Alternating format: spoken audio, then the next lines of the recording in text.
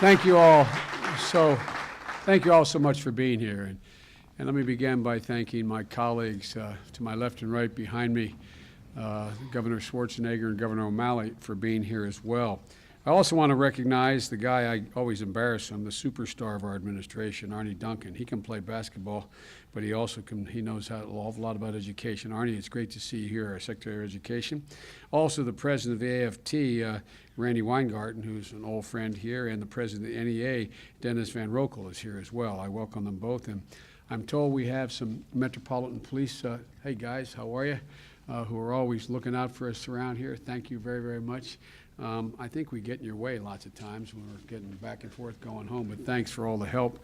And also I'm told there's a number of school teachers and a number of people here in the audience who are working, thank God, now, at least in part, if not in whole, because of the investment the American people have made through the American Recovery and Reinvestment Act. So, the fact of the matter is, I want to thank, as I said, Governor Schwarzenegger and Governor O'Malley. These two guys represent all that's right about the Recovery Act. And let me say at the outset here, the Recovery Act I'm going to talk about and why it's worked, but it's also because it's so unprecedented.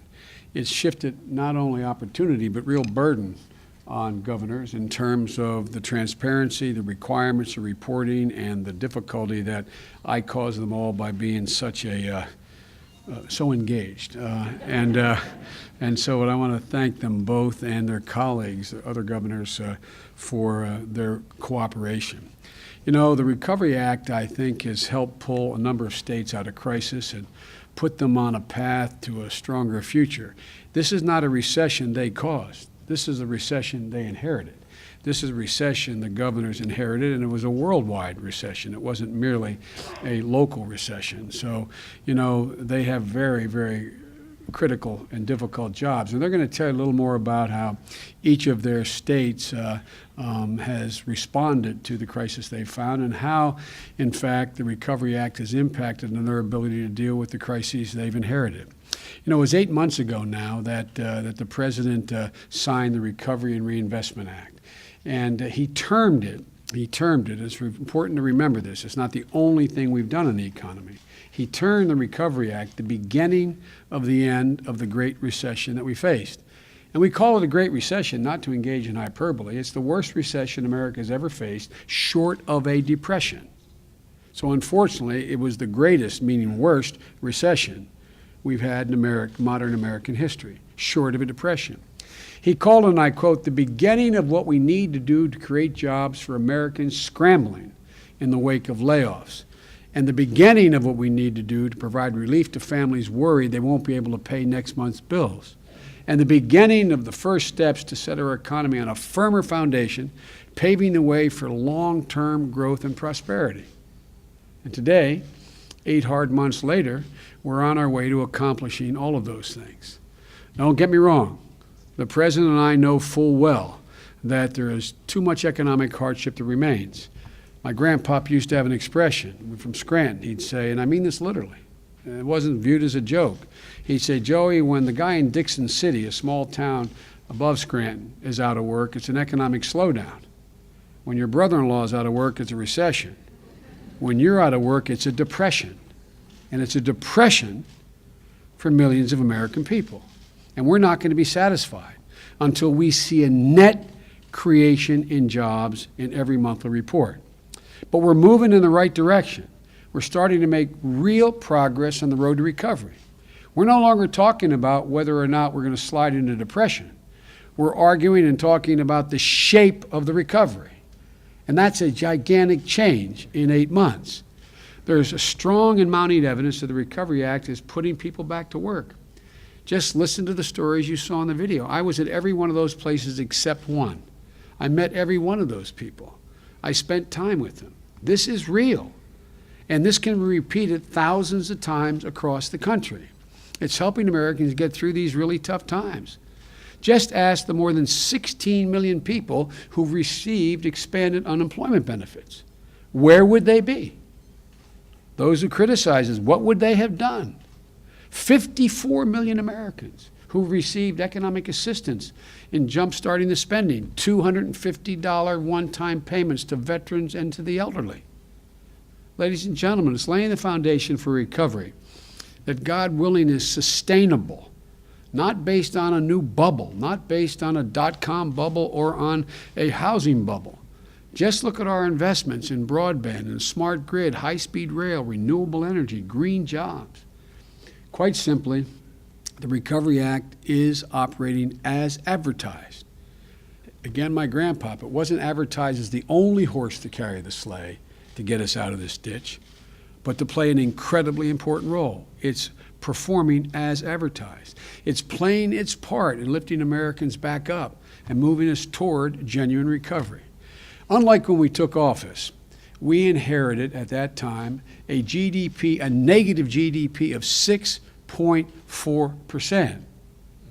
That quarter that we took office. By the way, before, Governor, we dropped our right hands after taking the oath, already the month of January, 700,000 people that month had lost their jobs. Now what have we heard? This month, again, a lot of people still in trouble. When you're out of work, GDP doesn't mean anything to you. Doesn't mean anything to you. And we get it. All three of us get it. The president gets it.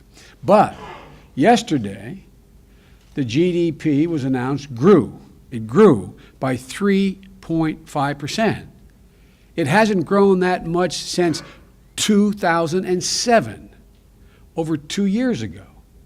The economic forecasters have attributed, and by the way, left, right, and center, they've attributed the vast bulk of this growth to the Economic Recovery Act, the much maligned and battered Economic Recovery Act. Put another way, without the Economic Recovery Act, it's very unlikely this economy would have expanded at all this last quarter. It may have even contracted. Look, this is further evidence that we're no longer talking about, as I said, whether or not we're going to recover, but instead, what shape is this recovery going to take? But as I've said repeatedly, it's not good enough. Less bad is not good enough. GDP growth is absolutely necessary precondition, but it is not sufficient. It is not sufficient to meet the goals the President and I set, and I'm sure both my Republican and Democratic colleagues behind me feel as well. We're not going to be satisfied with an increase in the GDP. We need real leaps forward and opportunity for working class people, middle class people, people aspiring to get into the middle class. We don't want to just grow the economy so we can just stand here and say we grew the economy. We need to make sure that when it does grow as it is now growing, that the middle class comes along with it. The middle class benefits. That means jobs, and not just any jobs, but decent paying jobs, jobs upon which you can raise a family, jobs in which you can have some sense of security, jobs that will form the foundation for the new economic growth and competition of the 21st century. The reason we're here today is more than a single purpose. The reason we're here today is to meet the commitment I made to you all when the President put me in charge of this, to assure the American people that this unprecedented investment in the midst of this great recession would be totally transparent, and we would be accountable for every penny we sent out there. And also to let you know, in the first quarter of the reporting, the first report that we're making, we're going to make subsequent reports, that we, in fact, what the progress has been, what has been the consequence of the investment made so far. We're also here to offer tangible proof that we're actually beginning to keep our promise of creating or saving jobs. Hardworking Americans are filling the jobs. Some of you right in this audience are beneficiaries of that. And that hundreds of thousands of men and women are receiving a paycheck now that they would not have otherwise been receiving at this moment. Let me tell you a little bit about the reporting process first. All along, we've been working with governors like the guys behind me. I've been holding weekly telephone conferences with the governors. I think we've at least, each of us, talked a couple times on those conferences, plus other times we've had the chance to talk a lot about this and a lot of other things. We've been working with private companies as well, private companies like A123 in Detroit, which received a grant to build lithium-ion batteries to power electronic vehicles of the new century. By the way, being personal for a second, my home state of Delaware. The GM plant was shuttered, closed, done, gone. For sale sign went up in the plant that used to employ in its heyday as many as 5,200 people, making a decent wage, living in a decent neighborhood with real hope. Well, by the time it closed, there were 1,000 plus working there. Well, because of this new technology and because of some help from the federal government in a loan, a lot of investors were willing to take an even bigger chance than we were taking on them. And Fisker Automotive just bought and is opening up this plant. We'll be employing over 200 people, and 2,000 and 3,000 in your home state. So folks, this is real stuff. A century ago, Solyndra, which you heard a little bit about, which you saw in the video, and has breakthrough technology for building solar panels that will help reduce our dependence on fossil fuels and lead us to a cleaner energy future, they also made an investment. They took a chance beyond us being willing to take a chance on them. We've been working with mayors and county executives, Indian nations, working with research groups, universities, basically anyone who has received a federal dollar to initiate a specific project or activity as a consequence of this Recovery Act. And under the law, they all have to report. They all had to report in by October 31st of this month to tell us exactly where those funds that we sent to them have gone, how many people they've hired as best they can discern that, what projects are actually being done, completed, what the stage of the projects are. Folks, and then our independent recovery board, there's a group of 10 IGs, inspectors general, headed by the toughest guy in the government that we picked, and he really is. I mean, he had a reputation of being really very, very tough, heading up 9 other IGs to go out there and go through with a comb each of these reports. This is the accountability part. This is the transparency piece. And based on those reports which we've received to date, the net results have been quite positive. As a result, I'm pleased to announce that the Recovery Board has advised us when the data is posted later today, it'll be posted about 2, 3 o'clock today. When it is posted today, it will show that we have created or saved 640,239 jobs directly as a consequence of contracting authority of the federal government. We still got a long way to go, folks. But for those 640,000 Americans and the hundreds of thousands more who have received jobs as a consequence of the indirect investment we've made, when we go in there and we invest in people getting a recovery, that $250 one-time payment, the tax cuts that exist for small businesses, the tax cuts that exist for individuals who receive a paycheck and have withholding getting $60, $80 a month more, that endeavor has had the macroeconomic impact of creating at least another 400,000 jobs, separate from what we're reporting today. So I can say, and in fear of being contradicted by any responsible source, that so far, we have created over 1 million jobs. You know, the fact of the matter is we know that more jobs are on the way and will continue as we continue to spend out these dollars. We're only about a third of the way through this marathon. This is not the final report. This is the first detailed report. Plus, it doesn't even count, as I said, for those jobs that are created by the more than $175 billion in stimulative measures, including tax cuts, small business loans, Pell Grants, unemployment insurance, all those other aspects of the money that's gone out to the states and to individuals. Every dollar being spent in the Recovery Act is helping put someone back to work. If I could hold up just for a second here, here's the deal. Think about this. When someone is getting another $60 to $80 in their paycheck, when someone's getting that one-time payment of $250, it means they go to the sandwich shop, they get their hair done, they walk into the local drugstore, they walk into the local hardware store, and they're able to spend money for things that they need that wouldn't otherwise have been spent. That means there's the clerk that stays working. That means there's the waitress that's still on the job. That means employment. Not only do they get direct benefit, but when that money goes into the economy, that $100+ billion it saves and creates jobs. And by that investment in the economy, as I said, investment in the economy, we have saved or created another 400,000. That's how we get to the million. So 640 directly from a contract going out to a university or a government contract put out to pave a road or renew a rest stop in a national park or whatever. That's a lot. That's a lot of jobs. Now people will say, well, Mr. Vice President, we've lost 10 million jobs. Well, that to me seemed, as a consequence of this great recession, a significant portion of which were lost before we even took office. Well, that's like saying, so what difference does it make? Well, let me tell you, to the million people who have those jobs, it makes a giant difference. It means the difference between 10 million and 11 million unemployed. And things are beginning to move as a consequence of the other aspects of our economic policy. I was talking to the governor in California, which got clobbered, their housing market. Home prices, you told me, Governor, just actually started to rise for the first time in a long time. 36 months in a row, homes lost on balance 30% of their value. Housing prices were dropped by 30%.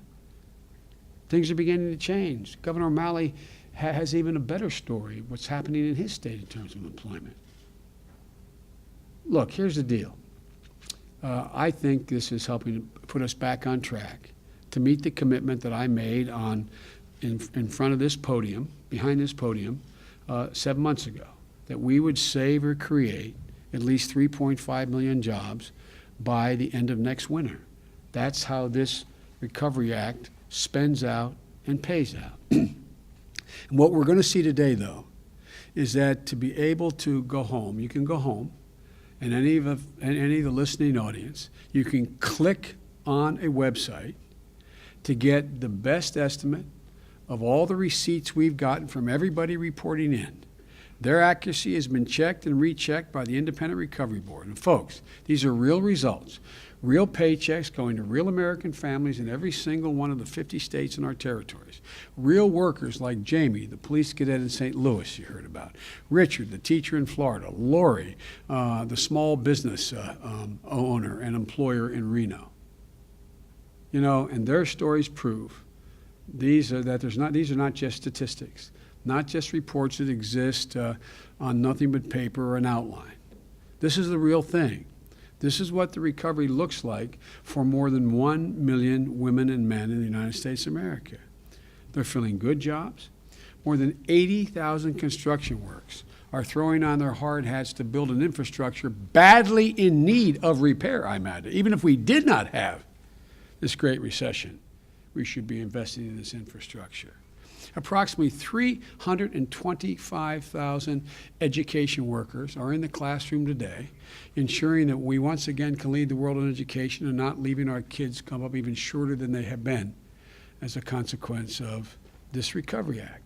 Governor Schwarzenegger may or may not choose to speak of that, but he's told me the stories about the effect in his state on education. Nearly 10,000 guys and women wearing a shield are on the job, on the streets, keeping our children safe because of the investment made in the Recovery Act. All in all, we've got more than 57,000 different reports from universities, organizations, governments on the website you can click onto, each one telling a very powerful story. Just go to recovery.gov and check it out for yourself. Punch in your zip code, anybody listening. Go down to the street corner. There's a crosswalk where they got in that city $1.2 million to make it safer. And you know, press on the intersection of 7th and James. Go look. Find out whether or not that money is being spent wisely. Find out who the contractor is. Find out how much money is being spent. Find out when the first spade of dirt was turned. Find out what the completion date is expected to be. Check it out. Making this amount of information available to the public in this level of detail, this quickly, is quite simply something that has never happened before in the federal government. And both of these guys have led in this in their own state. Matter of fact, we're trying to catch up with O'Malley's model, literally, in Maryland. I'm serious. Literally. And so, folks, this is an unprecedented undertaking, and we know that it's not 100% accurate. This has never been attempted before, and that further updates and corrections are going to be needed. But we're pleased to make this information available publicly and so promptly as part of the unprecedented commitment that the President made to accountability and transparency.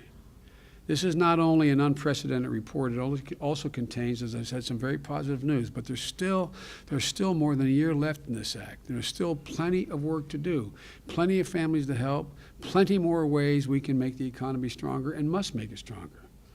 But my message today is we're on track. We're on track.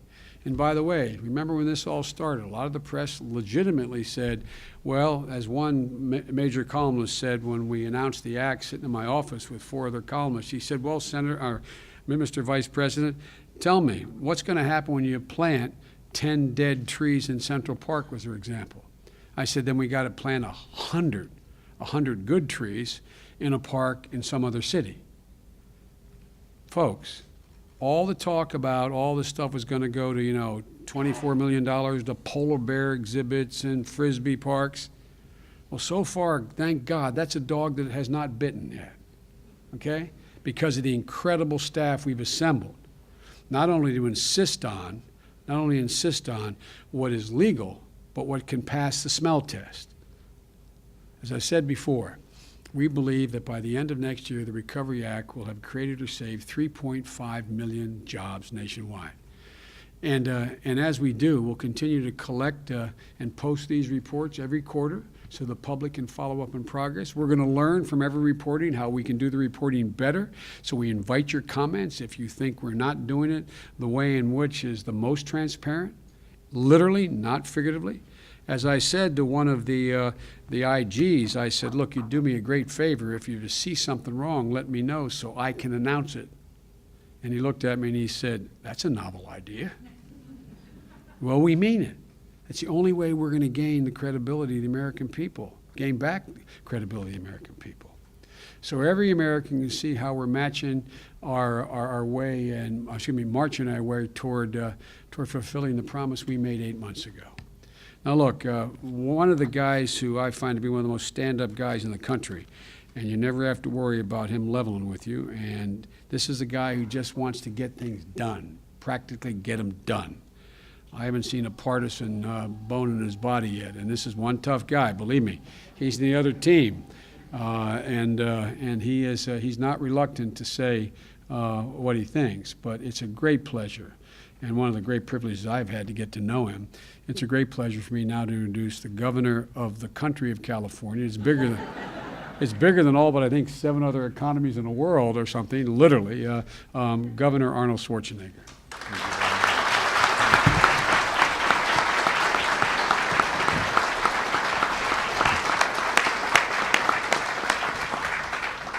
But you left nothing for me to say anymore. You said it all. But anyway, I want to say thank you very much to Vice President Biden for inviting me here right along with Governor Malley. It is wonderful to be here, and I just want to say that I came here enthusiastically to be part of this press conference and of this event here today, simply because I am so excited and so happy that we have this economic stimulus money that is coming to our state of California and to all the other states. And it has helped us so much. As the Vice President has said, that we have hit the biggest recession since the Great Depression, and I totally agree with him on that. And of course, I'm very happy to hear the numbers that the GDP is going up by 3.2%. So this is great news that I've heard this morning. And but I mean, the fact is that the whole world is 1/3 less worth, And I think that we feel that the economic crunch in California, the crisis that we have with the mortgages and with refinancing, the budget crunch and crisis that we have. We have faced a tremendous burden in our state. And as a matter of fact, our deficit this year, just to show to you, has been $60 billion. $60 billion is much higher than in any other state. So when you have to make those kind of cuts and also raise taxes and go through this kind of a roller coaster ride, and then you get this help from the federal government, I tell you, it has been very welcome. And so I just want to talk briefly about this stimulus and what it has done for California. And the reason why I also wanted to be part of this is because there's some people, some of our colleagues that are saying it hasn't done much or it was a waste of money. Well, I would dispute that because for California it has done a lot. Just to date, California has been awarded more than $12.5 billion of that stimulus money. And we have been promised $50 billion, so we're looking forward for the rest of the money. We expect that federal reports, no, because it was always made clear that this is done over a period of 2 years, so we are looking forward to the rest of the money. We expect that the federal reports to show that this money has created or saved more than 100,000 jobs in California. And this is also what our numbers show, because we have also counted the jobs, and it's really extraordinary the impact it had. We also expect the report to show that the stimulus dollars have created or saved more jobs in California than in any other state in the United States. For example, take education. California has received $7.1 billion for education.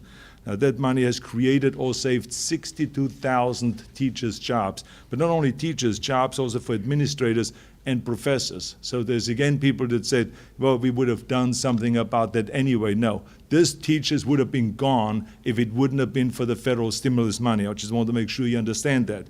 We have received also more than $2 billion for infrastructure that has created or saved more than 1,800 jobs. And many more infrastructure projects will be breaking ground in the coming weeks and months. We have received also more than $500 million for workforce development that has created or saved more than 12,000 new jobs.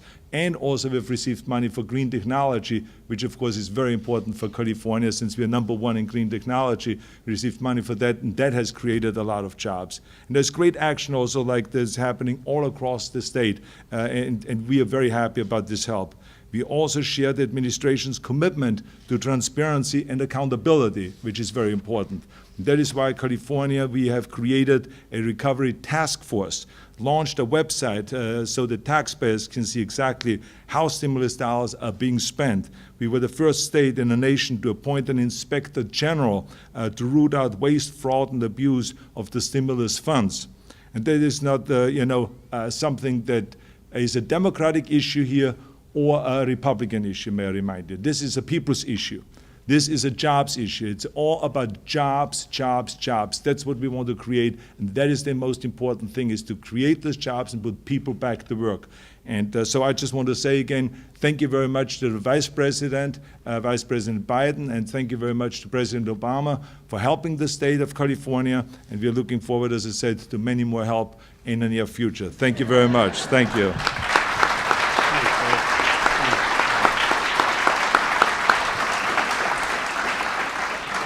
Well, I can assure you, Governor, there is more help on the way, and one of the reasons why, again, I can't tell you enough how much I appreciate the cooperation of the governors, particularly the two men standing behind me. Again, folks, they've had to handle an unprecedented crash in their state revenues. I mean, it's unprecedented, and it's amazing what they've done. Now, the fellow I'm about to introduce to you, he's seen more of me than he has wanted to see. We've been friends for a long while, but I mean this, I'm not being solicitous because he's an old friend of mine. I think a great governor. You know, he has really, his state has led the way in this transparency piece. I mean, he has done, I hope we can replicate nationwide exactly what he has done already. And the other thing that he's done, is the governor of California has as well, but what he has done, and we've done a number of events together, and he's filled me in detail, he has really, really focused on making his state a green state. I mean, he has focused on it in a way where, again, he's made some real tough decisions internally about when you got to cut, what not to cut, what to cut. So it's really an honor to be here with Governor O'Malley, and I'd like to give him the platform. Thanks, Mr. President. Thank you. Thank you. Good being with you here. Thank you. Mr. Vice President, thank you very, very much for your leadership, and you are always welcome in Maryland. And please return early and often to echo Governor Schwarzenegger. It's a great honor to be here with you as well, Governor. I think both of our states share some things in common, a talented, creative, innovative people that are unafraid of the future and that are willing to rise to the adversity that faces us. I want to thank Vice President Biden and also especially thank President Obama for taking quick, decisive, and courageous action against this recession to get our country moving again. It was only 9 months ago, in their first 28 days in office, they passed the Recovery and Reinvestment Act. And all of us remember in those times, all of the economists were talking about whether or not we were teetering on the brink of the next Great Depression. Now they're all talking about the road to recovery. How quickly will we come out now that we have made these investments? I shudder to think where any of our states would have been had President Obama and Vice President Biden and our Congress not acted to make these important investments at that critical juncture to get our country on the road to recovery. I also want to thank Mr. Vice President. There is in the audience today a number of Marylanders who, not only from our State Highway Administration, but also from the private contractors who do the public's works, like Pierce Flanagan and Sons, and their dedicated employees, men and women, black and white, who work hard every day to build the infrastructure that makes Maryland go, like 404 on the Eastern Shore, I-83 up in Baltimore County, the Maryland 650 project here in Montgomery County, which was the first recovery project to break ground.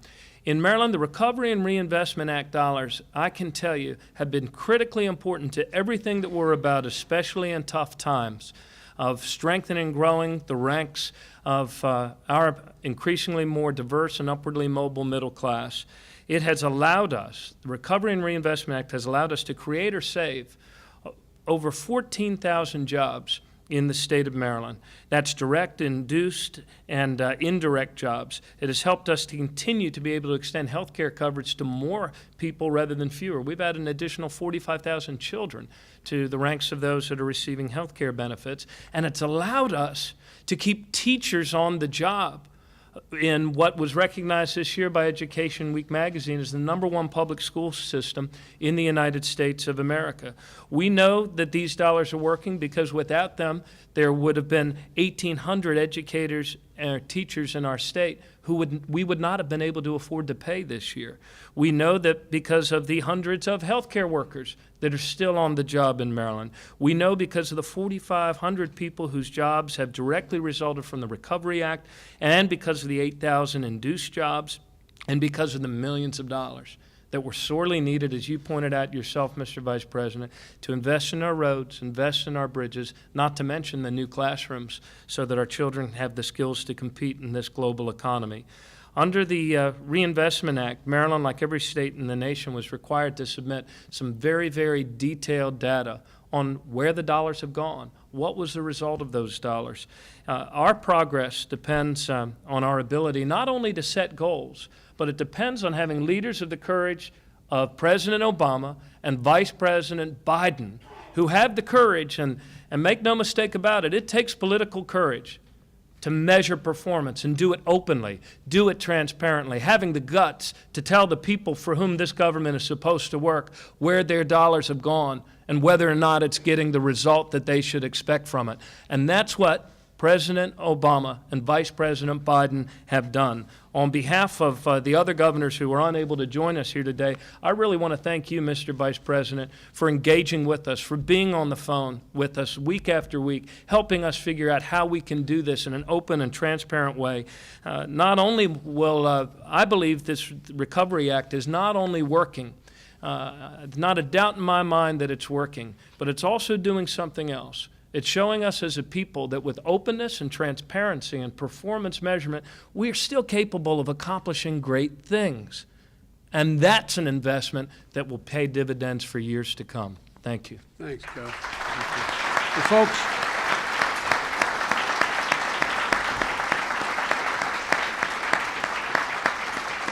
Well, folks, I want to make it real clear.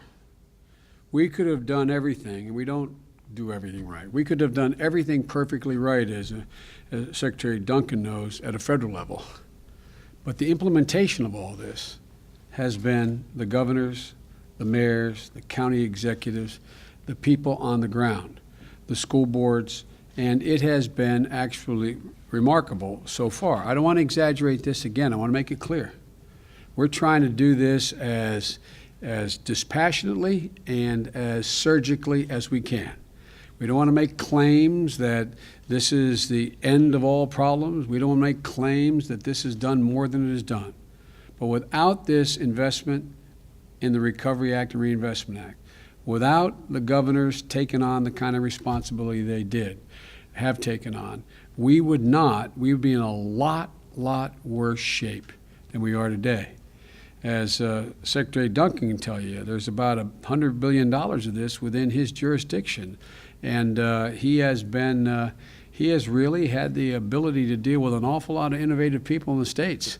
Not only has he had great ideas, not only have the teachers been cooperative, but there's a whole lot going on here. A whole lot going on here. And let me conclude by saying that the point that Governor O'Malley made. One of the things I said, and by the way, these guys, God love them, they do it, once a week, every week, since the act began, I'm on the phone with 5 to 7 governors for 45 minutes to an hour, and somewhere between 7 and 12 mayors or county executives.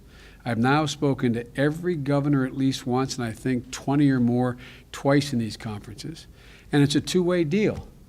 I tell them what we expect, and I ask them what they need. And they tell me what they need, and they tell me what's working and not working. We've learned a great deal from those conversations. And I must tell you, I've yet to find a single governor who at the end said, by the way, don't send me any more of this help. We don't want any more of this help. Send double. That's right. That's right.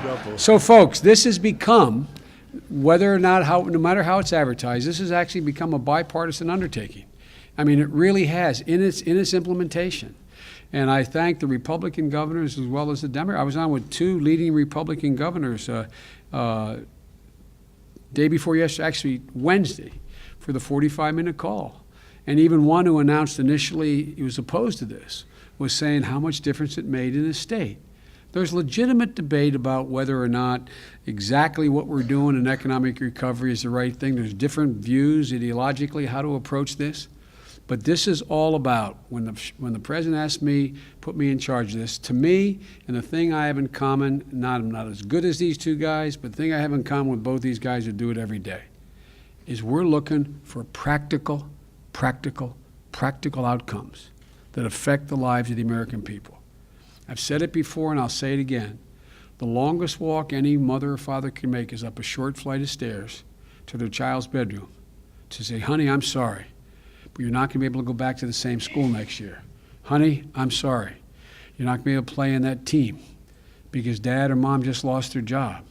Or we lost our house. We can't pay the bank. A lot of people have made that walk this year. My dad made that walk when I was 3rd grade going into 4th. And I remember him walking up the steps. I remember exactly what he said, literally. Got to move, honey. I can't take you with me now. You're going to stay here with Grandpop and Grandma, my mother's grandfather, my mother's father and mother. I'm moving down to Wilmington with Uncle Frank. There's jobs down there, but I promise you, honey, I'll come back. I'll try to get home on the weekends, but we'll get a job. I'll get a job, and we'll have a nice place to live in. I'll come back and get you and Mom and Frank and Jimmy and Valerie, and we'll be okay. I believed it'd be okay. It was kind of wrenching, but I believed it'd be okay. But it wasn't until I got older I realized what an incredibly difficult thing for my father to do, to turn to his father-in-law and say, Ambrose, look, can Gene and the kids stay here with you? It'll be about a year. My father, like all these people who lost their jobs, was a proud man. A proud man. Not till I got, as I said, to be an adult, I realized how incredibly difficult that must have been for him. Well, ladies and gentlemen, you know, my dad has an expression. He says, you know, Joey, a job's about a lot more than a paycheck. It's about your dignity. Folks, a lot of people have had their dignity stripped from them through no fault of their own, women and men. A lot of people have made that walk. Some are still making that walk in Delaware, California, Maryland. And we're not going to be satisfied. And I never speak for governors, but I'll bet they agree with me. We're not going to be satisfied till all those people who made that walk are able to turn around and say, and look at their kids and say, honey, it's going to be okay. It's going to be okay. That's what this is all about. That is the measure for us of whether or not we will have succeeded, not the fact that GDP may grow at 6.5%, God willing. Growth in the GDP is necessary but not sufficient. And I can't tell you that what I've learned about all these governors, I've never been a governor, I've been a senator for 36 years. These guys do this every day. These guys see these folks. They see them. They see them unlike those of us who work in Washington. And these guys not only are smart, they got a heart too. And so I just want to thank them both for being here. I want to thank all the governors for cooperating with me and our staff and all the mayors and county executives, because they are where the rubber meets the road. They're where the pain can be seen and felt every day. And we're going to keep fighting until everybody has their job back, and we're reporting that we created, instead of losing 200,000 jobs this month, we've just created 400,000 jobs this month, or 500,000 jobs. We're going to get there. We're going to get there. And we're going to play hell in the meantime, making sure we do get there, because we are not going to step back from this. Thank you all very, very much. Thank you.